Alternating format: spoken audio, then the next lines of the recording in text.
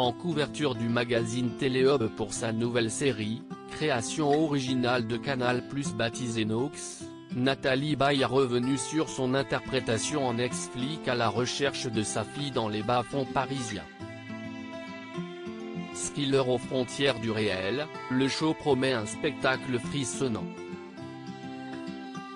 La comédienne récemment vue au cinéma dans Les Gardiennes n'a pas seulement parlé de son métier, elle n'a pu éviter l'incontournable question sur son ex-mari et père de sa fille unique Laura Smet, Johnny Hallyday. Je vous arrête tout de suite. Vous savez bien que j'ai toujours entretenu une grande distance avec ces sujets.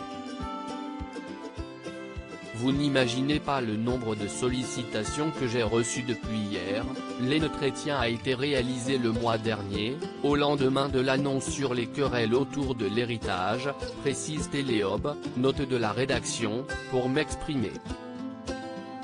Je n'ai aucune envie de le faire, confiait alors Nathalie Baye. Cependant, l'ampleur prise par l'affaire du testament qui déshérite les deux aînés de Johnny Hallyday, Laura et David, a entraîné la comédienne à réagir et donner son opinion. Sa fille se retrouvant face à une situation médiatique sans précédent et alertée par ce qu'elle décrit comme des mensonges et attaques circulant dans la presse et les réseaux sociaux, elle a donc choisi de publier un communiqué dans les colonnes du Figaro, peu après l'apparition remarquée de Laura Smet au César. Elle a ainsi pris parti dans la guerre de clans qui oppose la veuve du taulier Laetitia Hallyday et les siens d'une part, la grande majorité des proches de David et Laura de l'autre. J'apporte toute ma force et mon amour à David et Laura.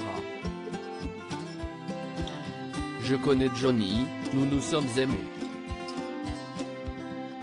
Notre complicité et affection a été présente jusqu'à la fin.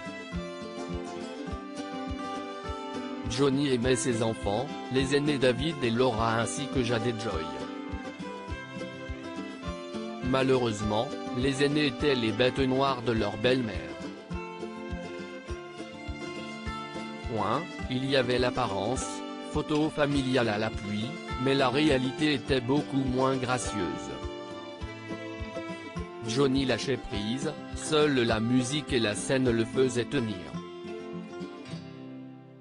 C'était un homme épuisé, très seul malgré le monde autour de lui, il dégageait depuis longtemps beaucoup de tristesse.